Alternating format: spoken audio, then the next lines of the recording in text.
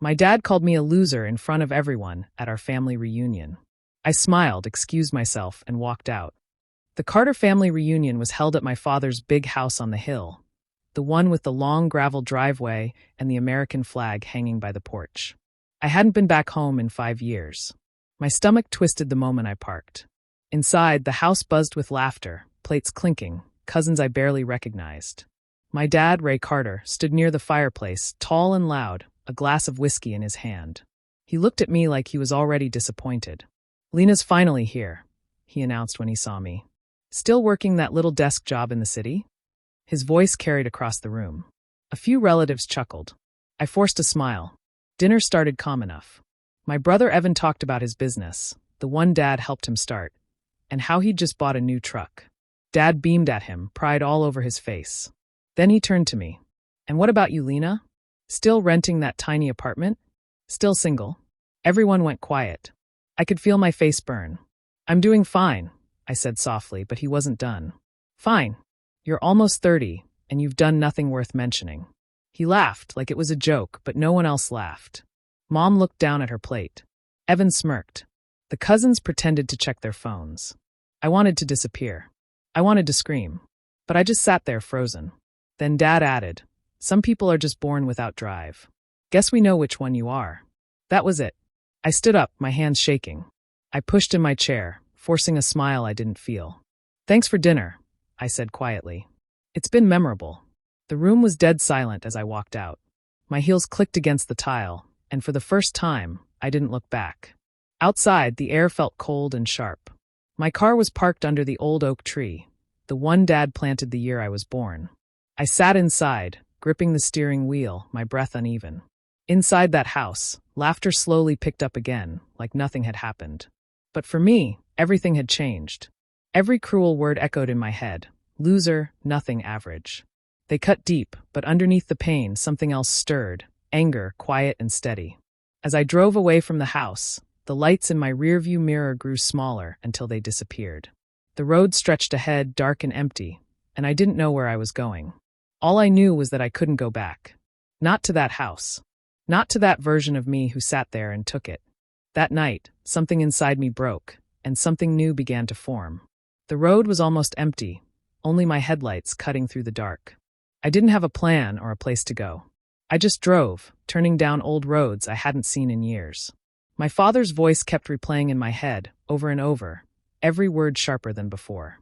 I gripped the steering wheel until my hands ached. It felt like no matter how far I drove, his words followed me, sitting heavy in the car with me. I passed the same fields and gas stations I'd known as a kid.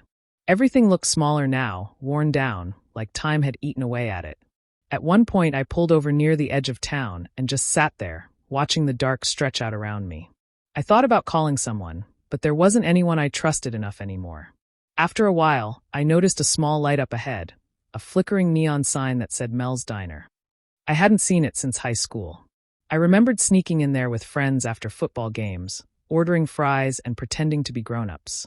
I don't know why, but I drove toward it. Inside, the diner smelled like coffee and fried onions. It was almost empty except for a trucker half asleep in the corner. The waitress behind the counter looked about 50, with tired eyes but a kind face. Her name tag said Marlene. She gave me a small smile. "Rough night?" she asked. I didn't mean to talk, but once I started, I couldn't stop. The words just spilled out, about my dad, the reunion, the way he embarrassed me. I told her how I'd walked out, how I felt like I had nothing left. She just listened, leaning on the counter, nodding sometimes, not judging me. When I was done, I stared into my coffee cup. "Maybe he's right," I said. "Maybe I really am just average." Marlene shook her head slowly. "You're not average, honey. You're hurt. And hurt can look a lot like failure if you stay down too long." She poured me another cup. Sometimes hitting rock bottom is just the start of the climb. Her words stuck in my mind. Simple but true. No one had ever said something like that to me before.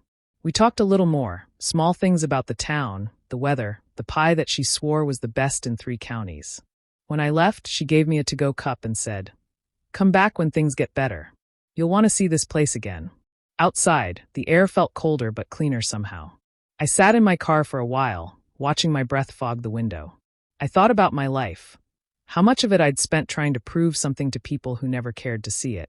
That night, I made a quiet promise to myself. I wasn't going to live for anyone's approval anymore. From then on, it was going to be about strength, mine and no one else's. The apartment was freezing when I got home. I turned the old heater on, but it only gave a weak buzz before falling quiet again. I sat at the small kitchen table, staring at the peeling wallpaper and the unpaid bills scattered in front of me. My body felt heavy, my chest tight, but my mind wouldn't stop moving. Something inside me had changed. I didn't want to live like this anymore. I didn't want to keep feeling small. The next morning, I dragged myself out of bed and went to work. The office was the same as always, fluorescent lights, humming computers, and tired faces pretending to care. I sat at my desk, answering calls and typing reports for people who didn't even remember my name. But instead of feeling trapped, I started watching. I noticed how the managers talked, how they made choices, how they handled money. I realized I'd been standing still for years, waiting for someone to give me permission to move forward. That night, I sat on the floor with my laptop and searched for night classes. I didn't know what I wanted yet, but accounting caught my eye. Numbers didn't lie, and I needed something solid to build on. I filled out the form, even though I didn't know how I'd pay for it. When the confirmation email came, I stared at it for a long time. It felt like a small door had opened, one I hadn't even known was there. Work became different after that. I stayed late, asked questions, took notes on things no one else cared about. My boss barely noticed, but I didn't mind. I wasn't doing it for him. I was doing it for me. One night, as I was shutting down my computer, Zach from the accounting department stopped by my desk. He was tall, with kind eyes and a calm way of speaking that made people listen. "You're still here?" he asked, smiling. "Yeah," I said, "trying to learn something new." He laughed softly. "You and me both. You ever think about taking classes? You'd be good with numbers." I looked up at him, surprised. "Actually, I just signed up." "That's great," he said. "If you ever need help, I can lend you my notes." After that, we started talking more. Lunch breaks turned into long conversations, sometimes about work, sometimes about life. He told me how he wanted to start his own business one day, how he was tired of people who thought too small. I understood that feeling more than anyone. At night, I came home tired but different. My body hurt from the long days, but my heart felt steady.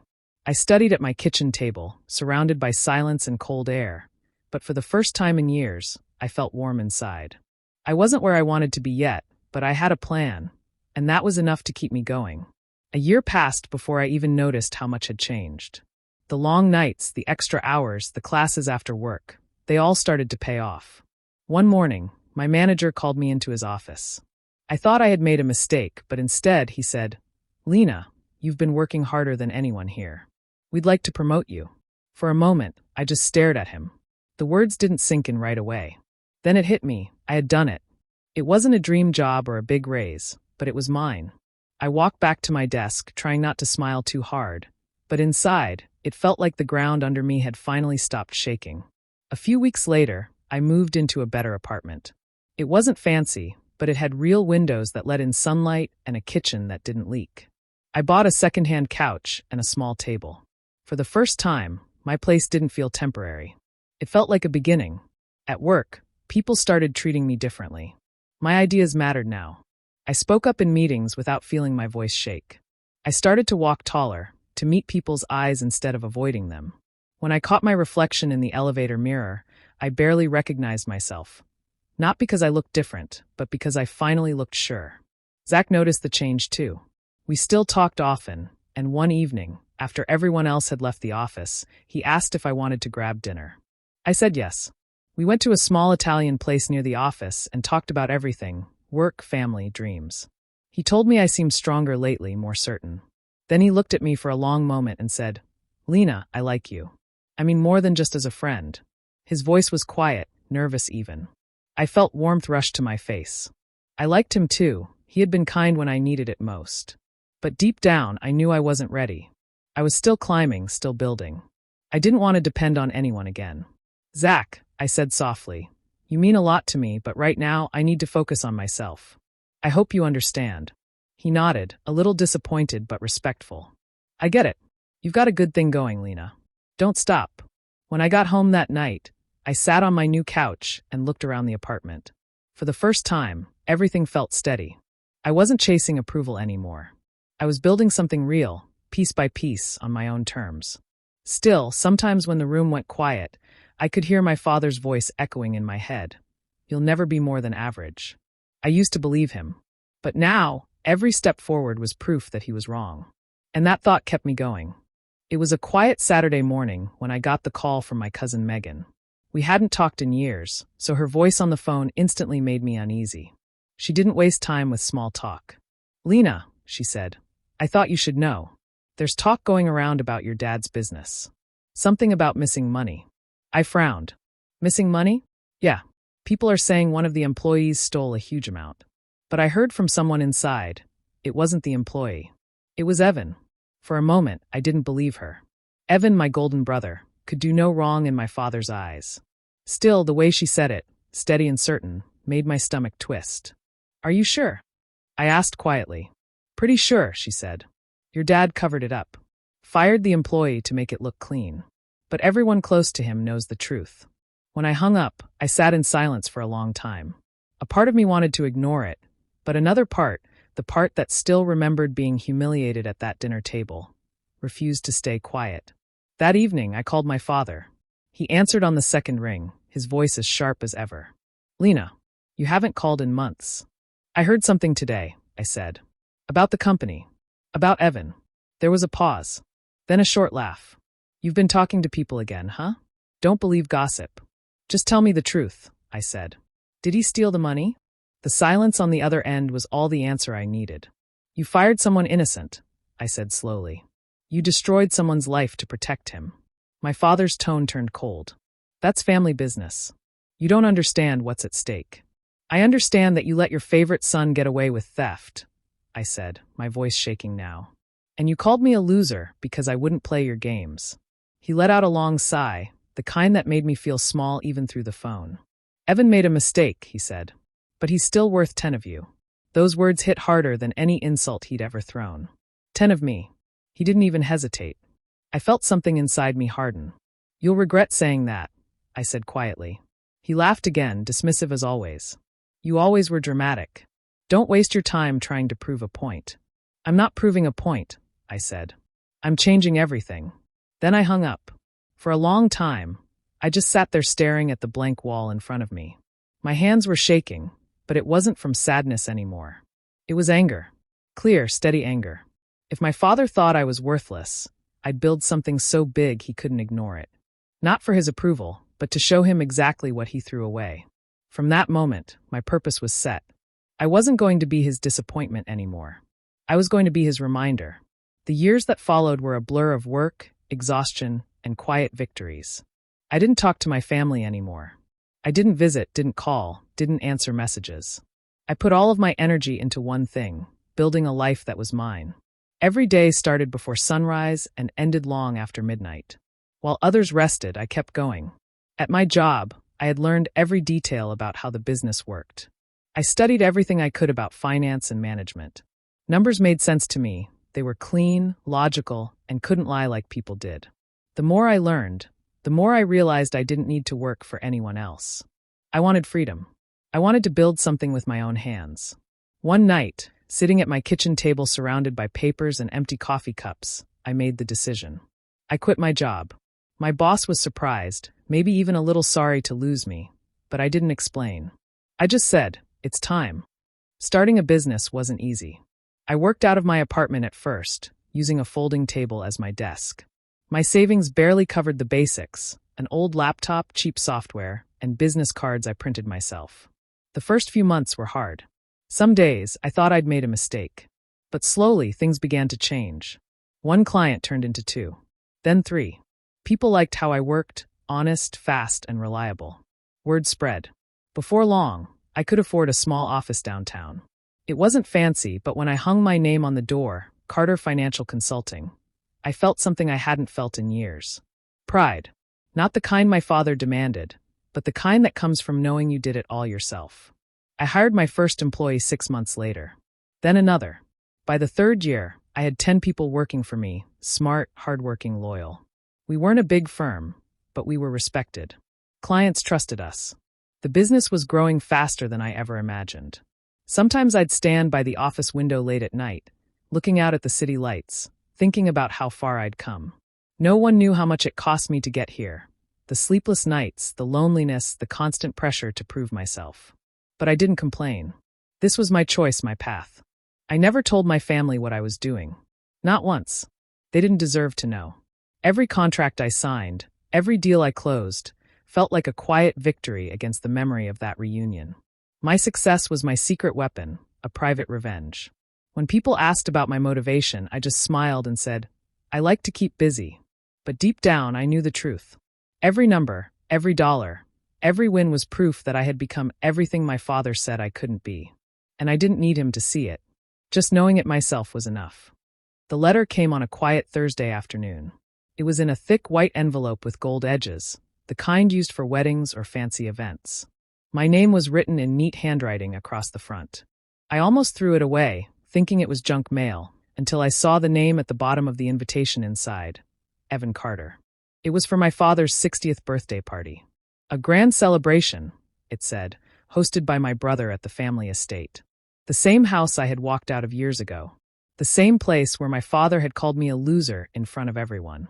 For a moment, I just stared at it. I could almost hear his voice again, the laughter, the pitying looks from relatives. My first instinct was to tear the invitation in half and throw it in the trash. I didn't owe them anything. I had built my own life, my own success. I didn't need to prove myself anymore. But then, near the bottom of the letter, I noticed something, a printed list of guests. I recognized the names immediately. The same people who had been there that night. Old family friends, local business owners, people who had seen me humiliated and said nothing. A strange feeling crept over me. I wasn't angry, not like before. It was something colder, steadier. I thought about how far I'd come, everything I'd built from nothing, everything I'd done on my own.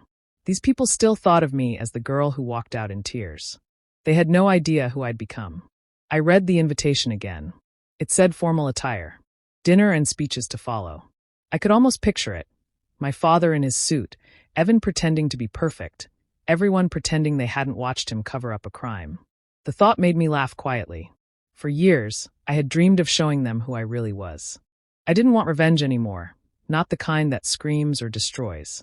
I wanted silence, the kind that fills a room when people realize they were wrong. I set the letter down on my desk and stared at the city skyline outside my office window. My reflection looked calm, strong. The woman staring back wasn't the one who had been humiliated. She was the one who had rebuilt herself from ashes. I took a deep breath, folded the invitation carefully, and slipped it back into the envelope. I wasn't sure why, but I felt ready. Not nervous. Not afraid. Just ready. That night, as I locked up the office and walked out into the cool evening air, I made my decision. I was going to that party. But I wasn't going as the daughter who had once begged for approval. I was going as the woman they never expected to see again, the one who didn't need their permission to shine. The night of the party came faster than I expected. I stood in front of the mirror, adjusting the black dress I had chosen. Simple but sharp, the kind that spoke without needing to say a word. My hair was neatly pinned, and my makeup was calm, clean, confident. When I slipped on my heels and grabbed my car keys, I didn't feel nervous. Just steady. Outside, my new car gleamed under the streetlights. It wasn't the most expensive model, but it was mine, paid for in full. As I drove through the familiar streets toward my father's estate, memories tried to creep in. That night at the reunion, his laughter, the sting of humiliation. I pushed them aside. I wasn't that woman anymore. When I pulled up to the house, I barely recognized it. Strings of golden lights hung across the driveway, and music floated through the open doors. Expensive cars lined the lawn, the kind of scene my father lived for. A valet opened my door, and I stepped out, feeling 100 eyes on me already. Inside, the room was crowded with laughter, champagne, and polished smiles. I could feel the change in the air as soon as people noticed me. The chatter softened. A few faces turned, then more, until almost everyone was watching. I saw recognition flicker in their eyes. Confusion, surprise, curiosity. Evan spotted me first. He walked over, his usual smug grin already in place. "Well, look who finally decided to show up," he said. "Didn't think you'd come back after all this time." I smiled. "I wasn't planning to," I said calmly. "But I heard it was an important night." He gave a short laugh. "You still working those office jobs?" His tone was light, but the insult was sharp beneath it. Before I could answer, one of the guests standing nearby spoke up. "Wait, Carter Financial Consulting, right? You own that company, don't you?" Evan's grin faltered for a second. I nodded. "Yes, that's mine." More people turned to look. Someone else said, "I've heard of that firm. You've grown fast." Murmurs spread through the crowd. The air shifted. The same people who once looked down on me were suddenly impressed. Then I saw him, my father. Ray Carter stood across the room, glass in hand, staring at me like he was seeing a ghost. He looked older than I remembered, his proud posture a little weaker now. When I met his eyes, I saw the flicker, that brief, unmistakable flash of fear before he covered it with a smile. He walked over slowly, putting on his best show. "Lena," he said, his voice louder than it needed to be. "Didn't expect to see you tonight. You've done well for yourself." I held his gaze. "Yes, I have." Around us, people watched silently, pretending not to. I could tell he hated it, the attention shifting away from him, the realization that I had built something bigger than he ever imagined. And for the first time, I didn't feel small. I felt powerful. The night had turned quieter as the music softened and the guests gathered near the center of the room for speeches. My father stood at the front, his hand resting on Evan's shoulder. The same old proud smile stretched across his face as he thanked everyone for coming. People clapped, laughed at his jokes, and raised their glasses. It was all so rehearsed, so familiar. I stood near the back, watching the show I'd seen my whole life, the perfect family image he loved to project. Then he spotted me again. "And I'd like to thank my daughter, Lena, for being here tonight," he said loudly, as if trying to prove something. "She's done well for herself lately, I hear. Took her a while, but she got there." The laughter that followed was small but sharp. He still couldn't help himself. Something inside me went very still. I didn't plan to say anything that night, but the words rose up before I could stop them. I stepped forward, my heels clicking against the floor. "Actually," I said, my voice steady and clear, "there's something I'd like to say too." The room went quiet. My father's smile froze. Evan shifted uncomfortably beside him. I stood under the lights, looking around the room, at the same faces that had watched me shrink years ago. This time, I didn't feel nervous. "You all remember the last time I was here," I began. My father made sure of that. He wanted everyone to know how much of a failure I was. What he didn't mention that night was what was happening inside his own company. Evan took a step forward. "Lena, this isn't the time." "No, it is," I said calmly. "Since you like to talk about success and family pride, let's be honest. When money went missing from the company, it wasn't an employee who took it. It was you, Evan. And Dad, you knew it." The sound in the room shifted, whispers, gasps, chairs moving slightly. My father's face turned red, his jaw tight. "That's enough," he said, his voice low but shaking. I didn't stop. "You let someone else take the blame. You ruined a man's career to protect your son, and you called it loyalty. But it wasn't loyalty, it was favoritism. It always has been." He tried to speak, but no one looked at him. Everyone's eyes were on me. I felt a calm I'd never felt before. "You called me a loser once," I said quietly. "But everything I built on my own. Without your help. Without your approval. And I'm done carrying the weight of what you think of me." The silence that followed was thick. My father's hand trembled as he set his glass down.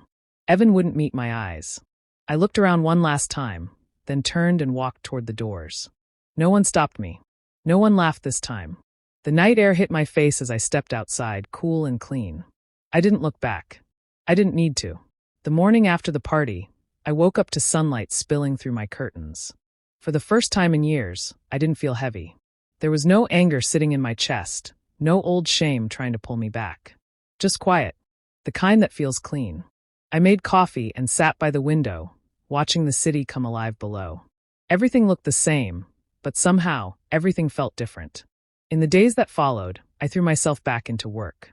My business was growing faster than ever, and my team had become like a second family.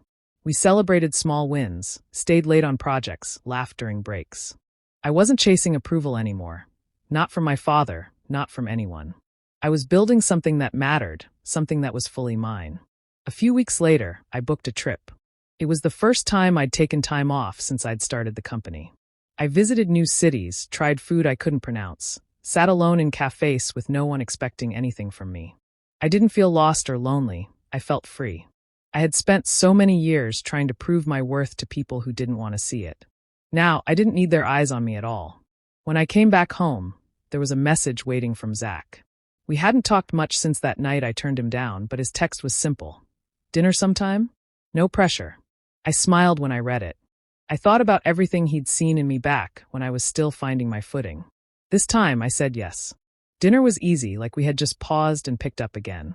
We talked about work, travel, and the past few years. There was no rush, no pretending. Just two people who had both grown into themselves. I didn't know what the future would bring, and for once, I didn't feel the need to plan every step. I was exactly where I needed to be. Months passed, and one morning, an envelope arrived at my office. I recognized the handwriting instantly, my father's. I held it for a long time before opening it. Inside was a short letter. He wrote that he had been wrong, that he was proud of me, that he wished we could start over. The words felt careful, like he was trying to patch up something too broken to fix. I folded the letter and set it in a drawer. I didn't feel angry. I didn't even feel sad. Some things didn't need to be undone. They just needed to be left behind. Later that morning, I stepped outside. The air was crisp, the sunlight soft against my face. I walked down the street, past people rushing to work, past everything that used to scare me. I wasn't running anymore. I wasn't trying to prove anything. I had already won, not by beating anyone else, but by finally becoming myself.